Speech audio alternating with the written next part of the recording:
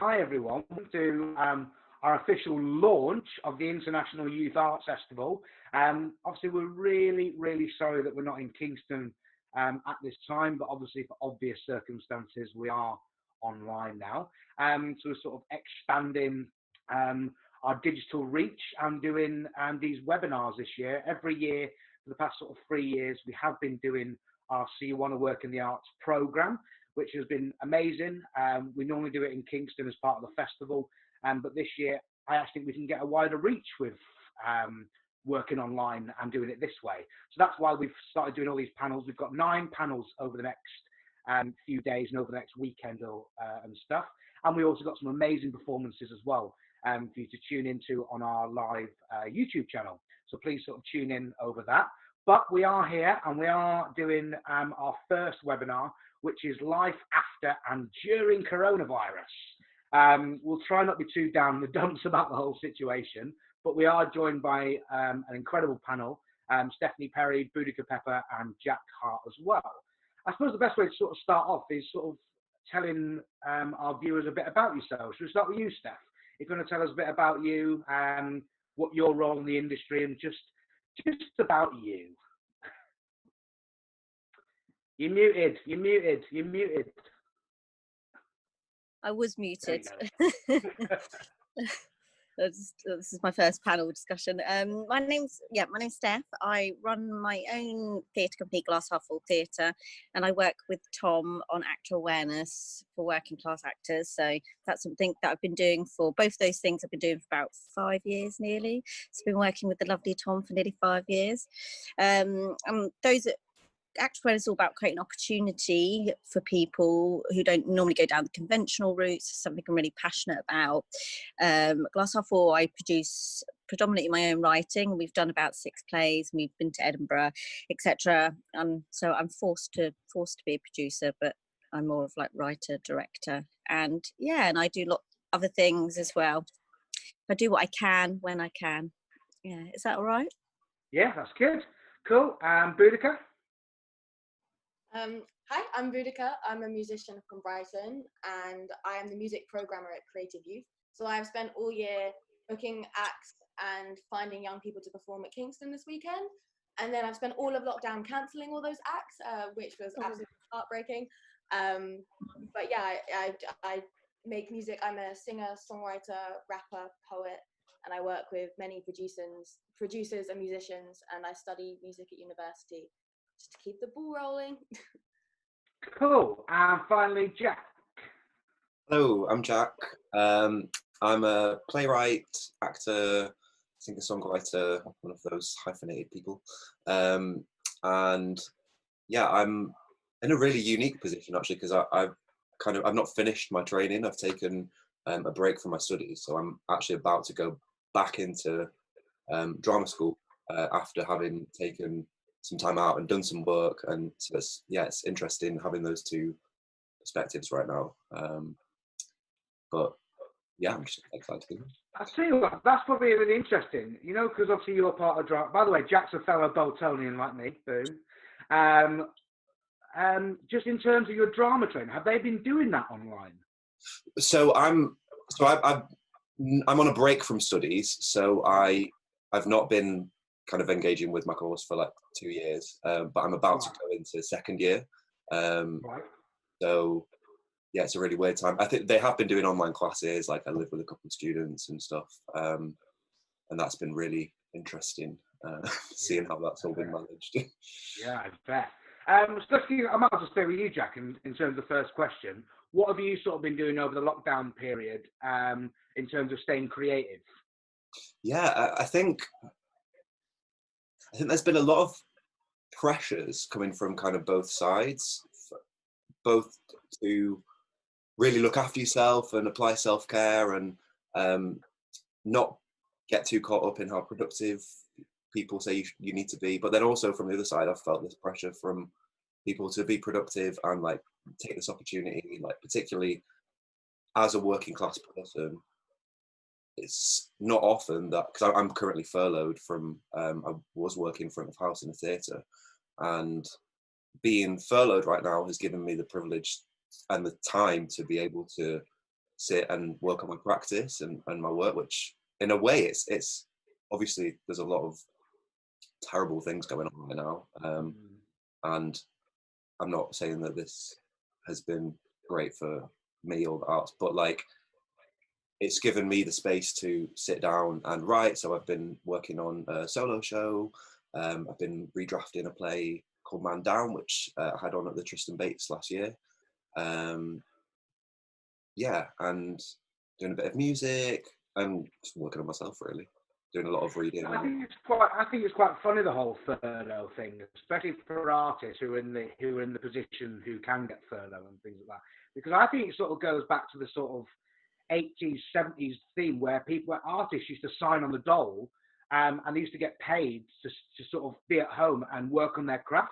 And I think in some ways it's a very positive thing being on furlough, because it's sort of going back to those times when you can and you have got the opportunity to spend this time working on your craft, like you've just said, and working on your own projects that you might not necessarily have been able to have the time to do, or the finances to do, especially if you're in a working class sort of position as well.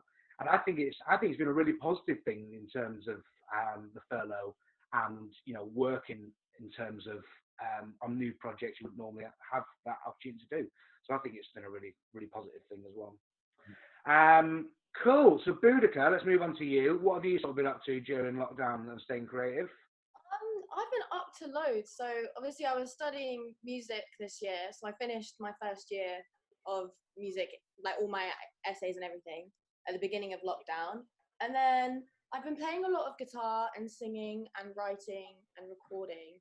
I think the most exciting thing to happen from lockdown is I decided to record a music video, and I wanted to choose a venue that I wouldn't have been able to get unless there was a lockdown.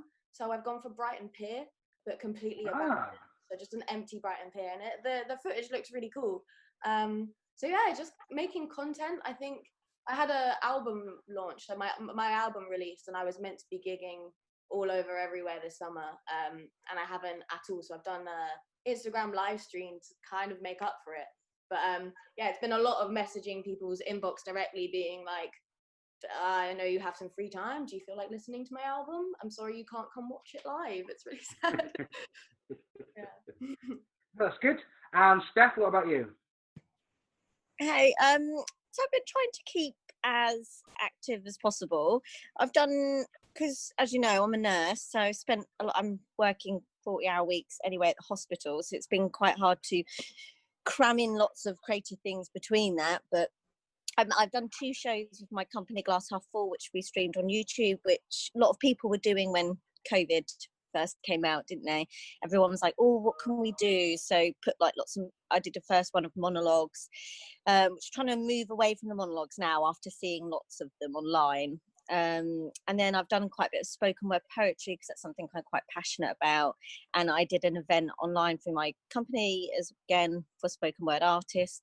Yeah, just trying to still meet new people within this time and engage with other creatives. And I think because through Glass Half Full, I've got quite a nice core audience, and it's trying to let people know that you're still thinking about doing things.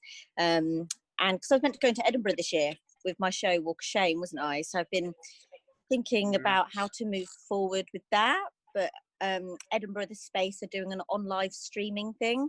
So I'm going to be working on that soon. I've got 2 new pieces, because I'm not going to do the Walk of Shame, that I'm going to be working on to stream that with the Space in Edinburgh over the summer. So I've been working on things. I've done a lot of rewriting as well. Just trying to squeeze stuff in. But also saving lives, being a nurse is probably the most important thing, really. Yeah, I squeeze that in as well. I mean, that's probably nice. It's probably nice to stay on, really, because that was my next question in terms of digital content.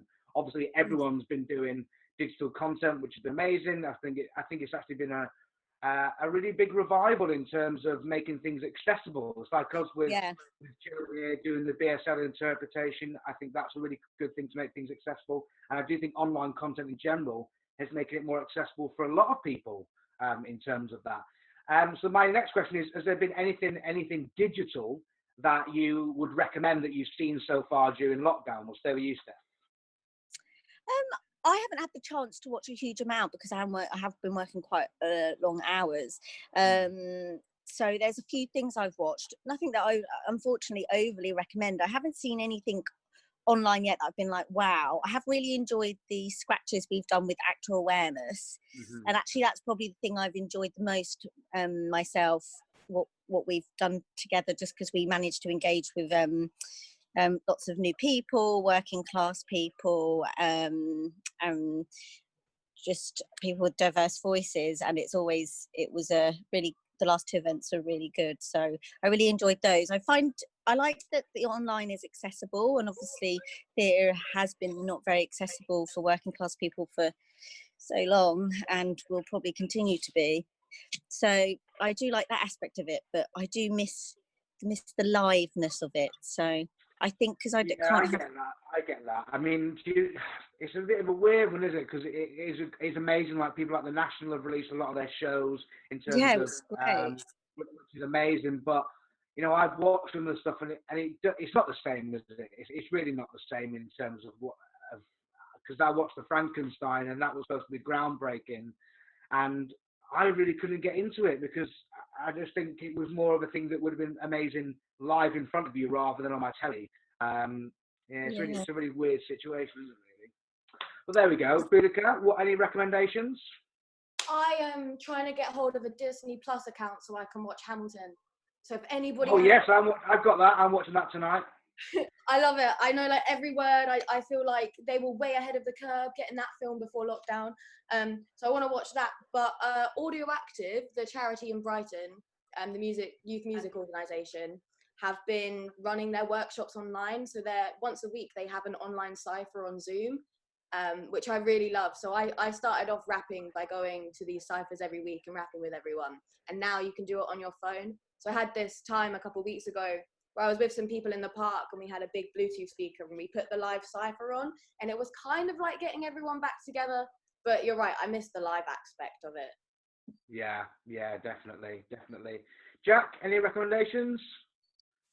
I feel like to echo what's previously been said. I think it's really. I think I agree. It's made it so much accessible, like having all this theatre online and stuff. But similarly, like I found it really difficult to get into at times.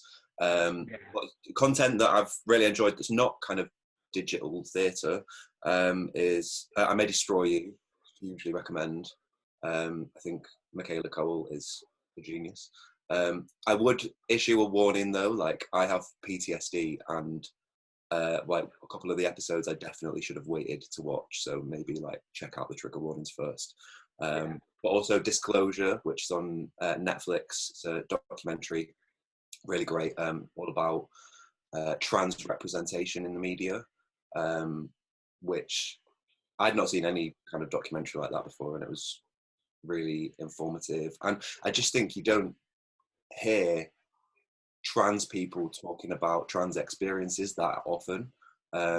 So I thought that's why it was really great, because it's mainly trans people talking about how they feel about representation. And finally, 13th, the documentary, which is on Netflix as well, hugely recommend. Oh, yes.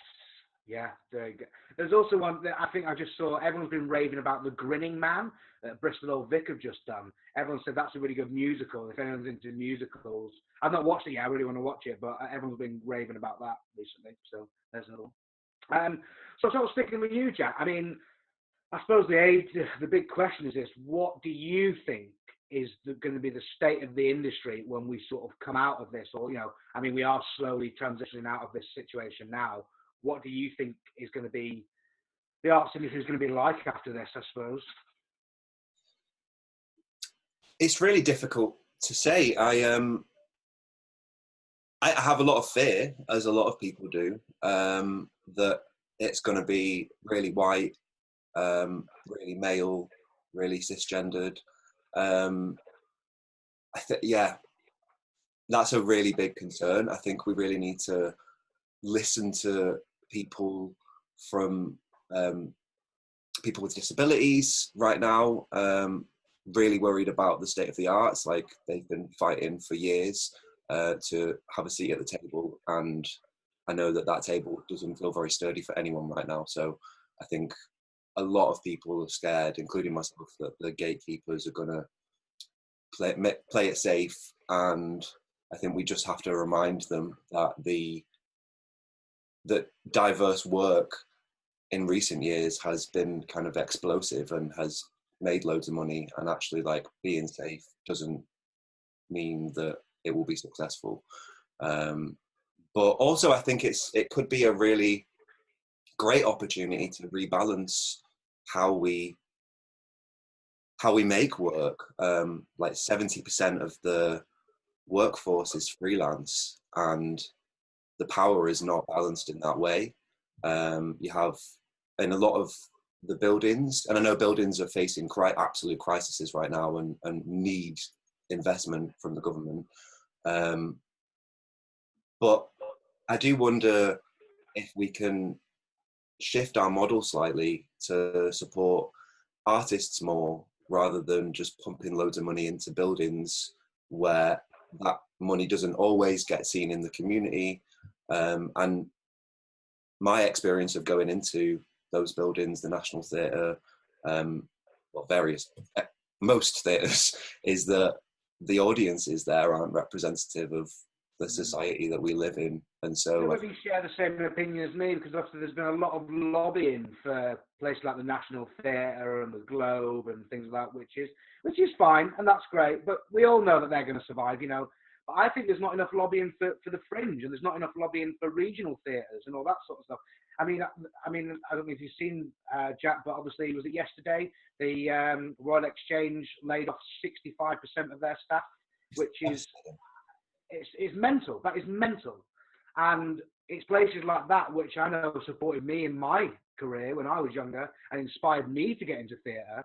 And seeing those theatres just crumble is a real shame. And I'm very worried as well, because I think we are in the position now where we can start blank and we can start breaking barriers down. Boudica, what about you? What do you think the state of the art's going to be like after this? 90% of grassroots music venues are facing imminent closure. So I've been playing since I was 17 years old, like every pub in Brighton. It's how we keep people going to the pub. It's why people come in and drink alcohol. It keeps the whole entertainment industry alive. And at the moment, the music industry creates 210,000 jobs in the UK, and 50% of people face unemployment. So I think like the first thing is like Featured Artists Coalition are doing a fundraiser. They need £50 million to keep venues open.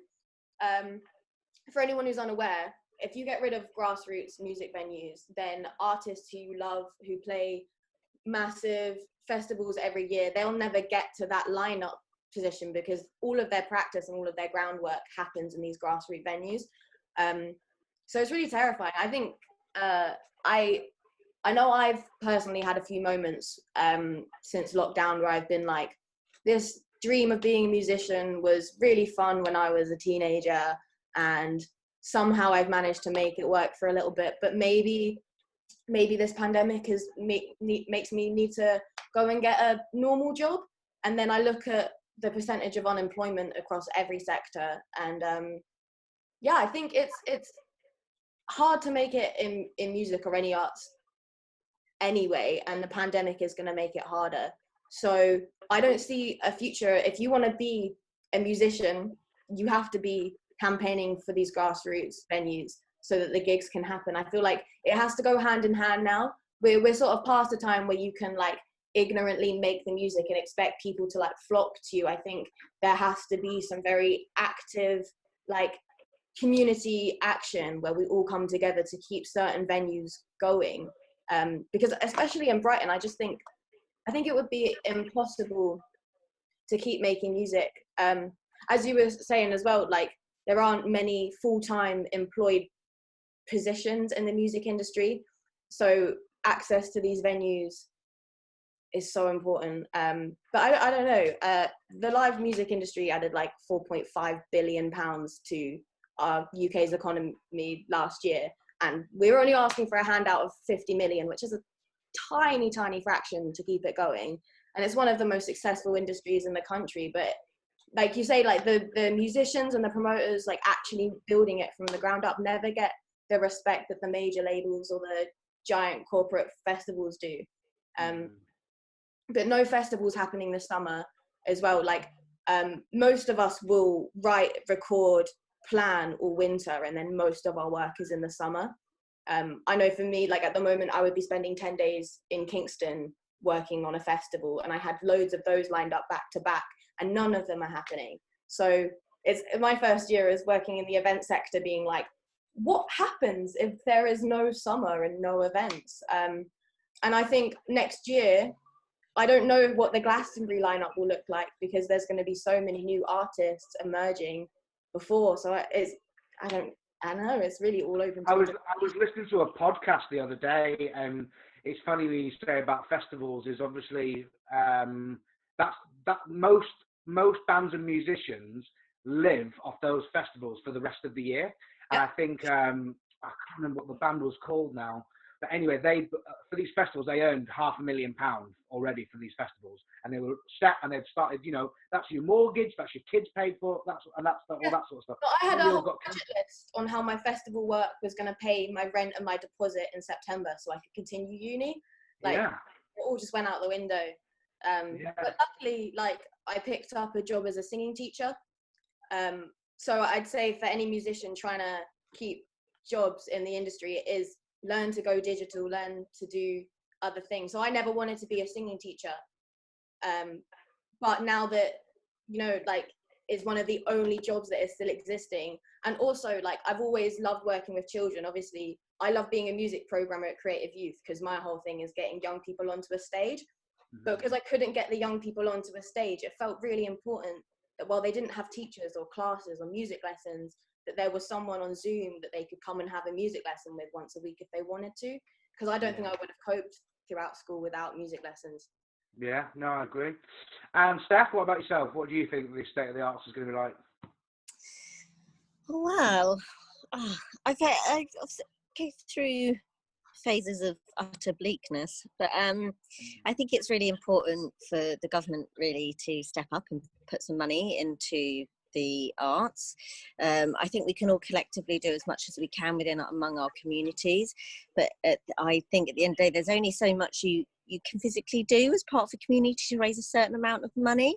I think people need to start putting pressure. I saw those theatre tweets and stuff on Twitter, and more needs to be done. If the government feel pressure from a collective of people, then they will have to pass a bill, do lobbies, whatever, campaigns, not in all those sorts of things. But I think there's lots of other countries in Europe that get a lot of funding from their government. Like, we've got councils, and surely we can somehow access money through there.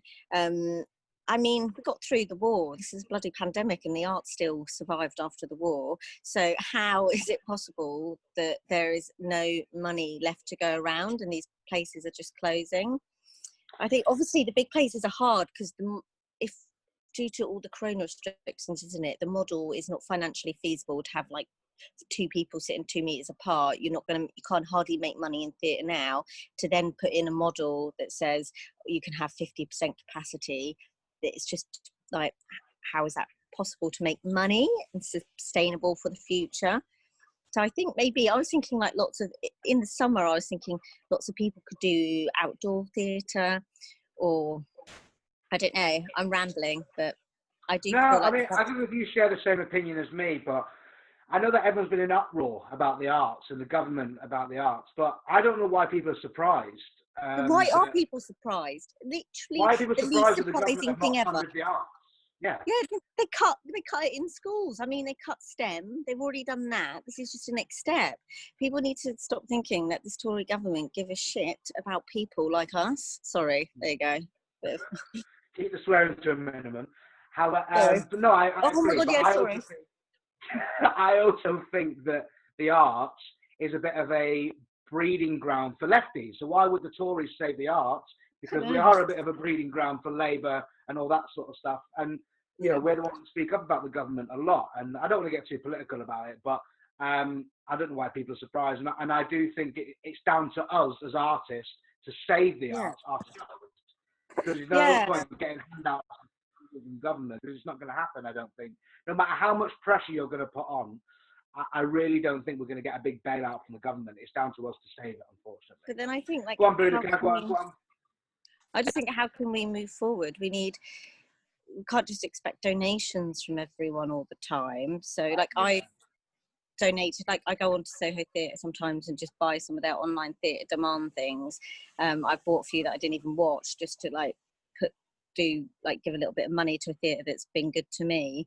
But that's not a long-term plan. Yeah, no, I agree. Put Go on, a lot Boudica. of time and energy. So I put time and energy into campaigning for the government to invest in the arts and in young people.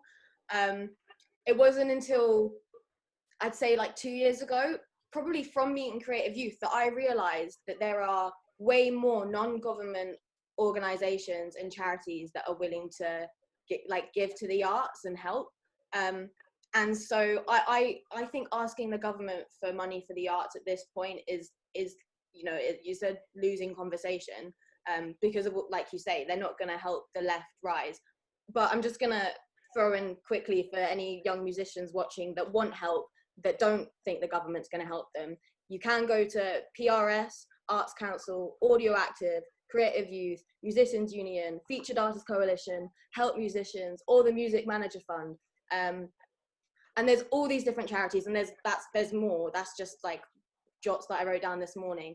And they are all giving out money to young people, to artists, and so there's a lot more charities trying than government, for sure. Yeah.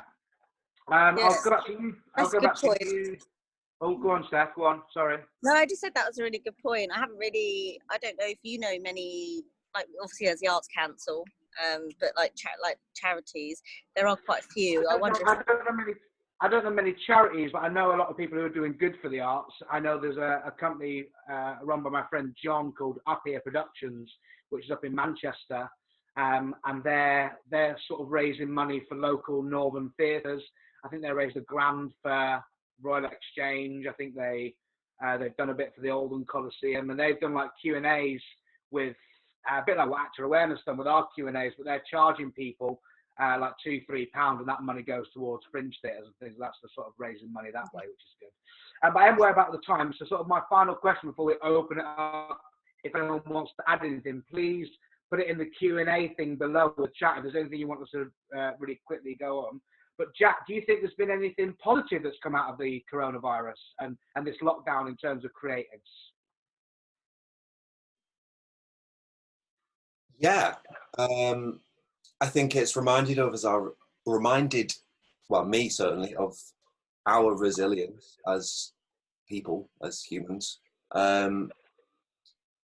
Just how much everyone's kind of come together. See, I'm saying this, and in the back of my mind, I'm going, yeah, but what about the government? What about the government? Yeah. And I'm like, yeah, like the human spirit's wonderful, but we need support. I would encourage people. I know people have spoken about the kind of whether we're going to get government support or not. I still think it's really important that we make our MPs aware of just how big the community is around the arts, and how much it means to people's lives. I do think that's important. There is a huge petition in London as well next weekend, isn't there? There's everyone from the arts is going marching in London, which I think will be really positive. Yeah. I wrote to my MP for like the first time ever during lockdown, and I feel like this has been a time where probably a lot of people my age have finally used their voice in a political way and started writing to people. That's been my experience, and I'm sure it's been the same for other people. Yeah. Boudica? I would say the most positive thing to come out of this pandemic is the Black Lives Matter movement fully organising and coming to the forefront, not just in the marches, but the way that we use social media, I feel is changing, and that is something that I've been campaigning for years. I don't think it should be an egotistical place where artists share their art for affirmation. It should be where we share our art to get the message across. And so other things as well. I think young people being out of school, both good and bad. Like obviously there are children who are having a hard time at home, and my heart goes out to them. But there will also be other children who didn't necessarily enjoy school, who will have a lot more time to explore their creative side, which is really, really exciting. Yeah, I think like I'm excited about the whole world changing in general. I think like you know, like that whole classic thing of creatives to get a real job.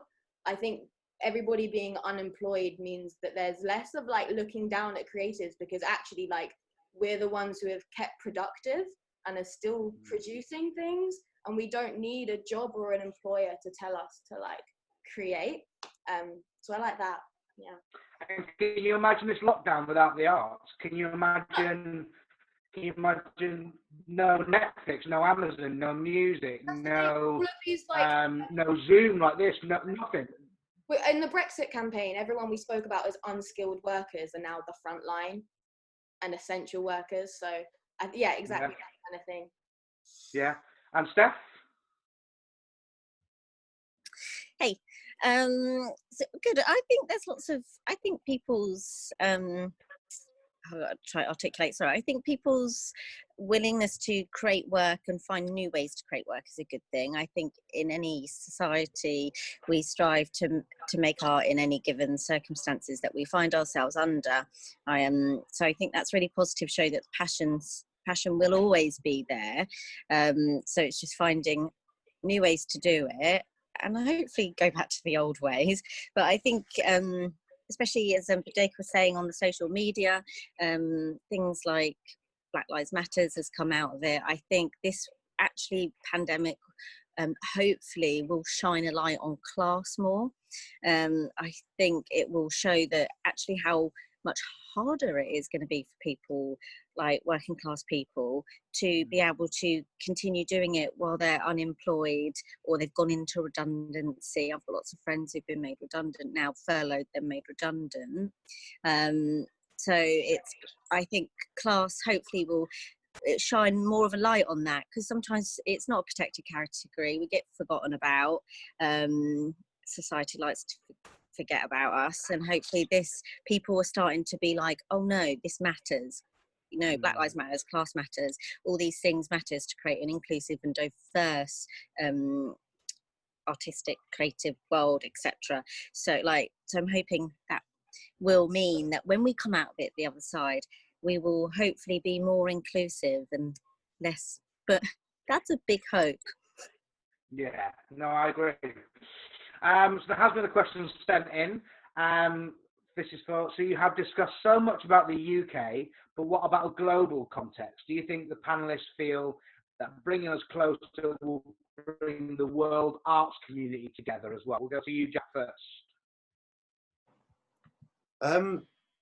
I mean, first of all, I'm definitely not an authority on the global arts world at all.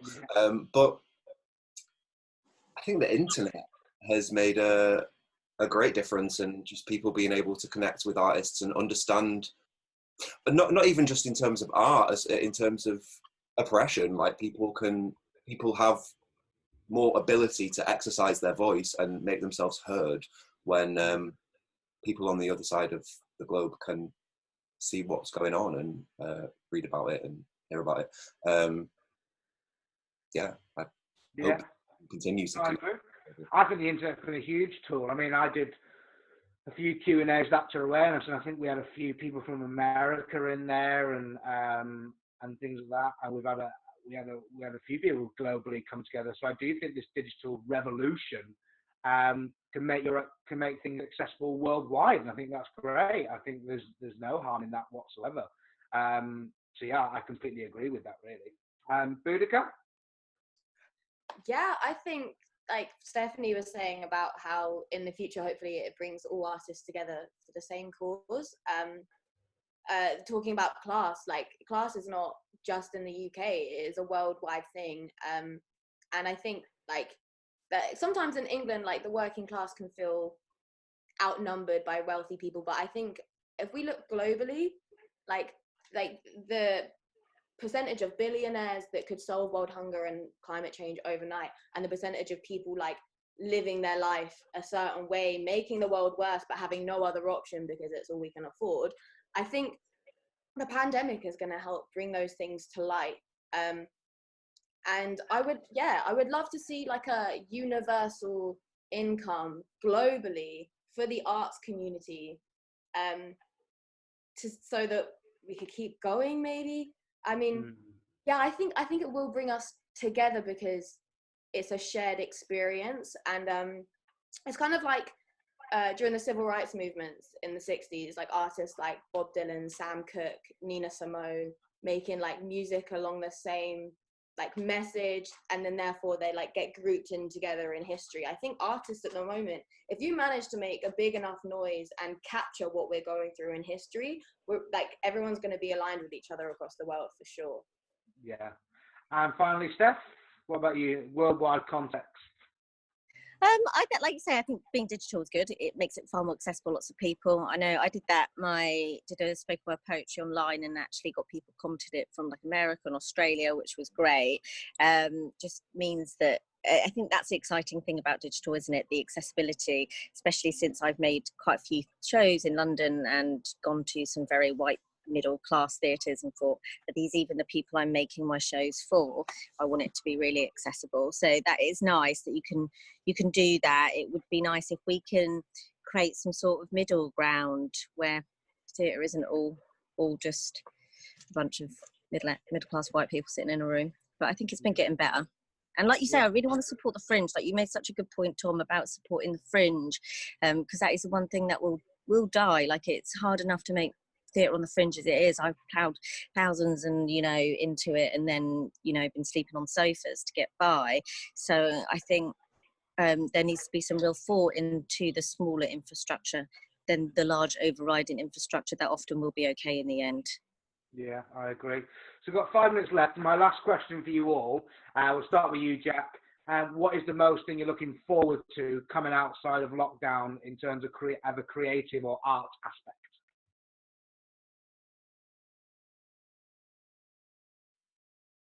I can't wait to